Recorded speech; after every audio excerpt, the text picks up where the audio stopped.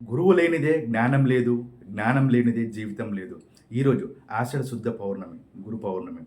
గురువులను పూజించడానికి, వారికి కృతజ్ఞతలు చెప్పుకోవడానికి ఇది అత్యంత పవిత్రమైన రోజు. ఈరోజు మహాభారతాన్ని రాసిన వేదవ్యాస మహర్షి జన్మదినం. అందుకే దీనిని వ్యాస పౌర్ణమి అని కూడా అంటాము. గౌతమ బుద్ధుడు కూడా ఈరోజే సారనాథ్‌లో తన మొదటి ప్రవచనం ఇచ్చారు. గురువు అంటే ఎవరు? గు అంటే చీకటి, రు అంటే వెలుగు. మన జీవితంలోని అజ్ఞానం అనే చీకటిని తొలగించి, జ్ఞానం అనే వెలుగు చూపించేవాడే గురువు. అమ్మ మొదటి గురువు అయితే, నాన్న రెండవ గురువు, టీచర్ మూడవ గురువు. ఈరోజు గురు పౌర్ణమి రోజు మనం చేయవలసిన 3 పనులు చేద్దాం. గురువుకు పాదాభివందనం చేయడం, వారు నేర్పిన విద్యను గుర్తు చేసుకోవడం, సమాజానికి ఉపయోగపడేలా జీవించడం. ఇదే గురువుకు మనం ఇచ్చే నిజమైన గురుదక్షిణ.